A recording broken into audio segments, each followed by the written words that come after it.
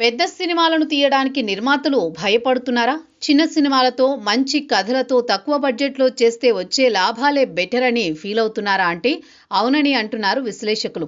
రీసెంట్‌గానే వరుసగా జరుగుతున్న కొన్ని సంఘటనలు చూస్తుంటే భవిష్యత్తులో కొన్ని ప్రొడక్షన్ హౌసులు మూతపడే అవకాశాలు ఎక్కువగా కనిపిస్తున్నాయి. ఎందుకంటే పెట్టే బడ్జెట్‌కి జరుగుతున్న బిజినెస్‌కి అస్సలు సంబంధం ఉండడం లేదు. సీనియర్ హీరోల సంగతి అలాగే ఉంది. పవన్ కళ్యాణ్, ప్రభాస్ లాంటి నేటితరం సూపర్ స్టార్ సినిమాలకు కూడా అలాగే ఉంది.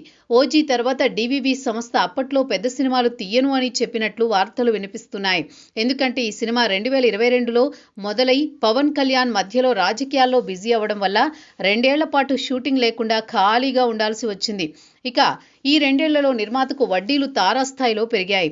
సినిమా కమర్షియల్‌గా పెద్ద సక్సెస్ అయ్యింది కానీ లాభాలు మాత్రం అనుకున్న స్థాయిలో రాలేదు. ప్రభాస్, రాజాసాబ్ విషయంలో కూడా అదే జరిగింది. 3 ఏళ్ల క్రితం మొదలైన ఈ సినిమా అనేక కారణాల చేత వాయిదా పడుతూ వచ్చింది. వచ్చే నెలలో విడుదలయ్యే ఈ సినిమాకు ఇప్పటికీ పూర్తి స్థాయిలో వీఎఫ్ఎక్స్ వర్క్ అవ్వలేదు. ఫలితంగా నిర్మాతకు బడ్జెట్ ఎవరూ ఊహించని రేంజ్‌లో పెరిగిపోయింది. దానికి మళ్లీ వడ్డీలు కూడా తోడయ్యాయి. విడుదలకు ముందే ఈ సినిమా నష్టాల్లో ఉంది. దీంతో పీపుల్స్ మీడియా ఫ్యాక్టరీ కూడా ఇకపై పెద్ద సినిమాలు చేయకూడదని ఫిక్స్ అయినట్టు ఇండస్ట్రీ వర్గాల్లో వినిపిస్తోన్న టాక్. ఇప్పుడు ఈ జాబితాలోకి 14 రీల్స్ సంస్థ కూడా వచ్చి చేరింది. దూకుడు, లెజెండ్, సరిలేరు నీకెవరు సినిమాలు మినహా ఈ బ్యానర్ నుండి వచ్చిన ప్రతి సినిమా ఫ్లాప్ అయ్యింది. రీసెంట్‌గా వీళ్ల నిర్మించిన ఏజెంట్, భోలా శంకర్ చిత్రాలు తెచ్చిపెట్టిన నష్టాలు సాధారణమైనవి కావు. మధ్యలో సామజవరగమన అనే చిన్న సినిమా సక్సెస్ అయ్యింది కానీ జరిగిన నష్టాలను మాత్రం పూడ్చలేదు.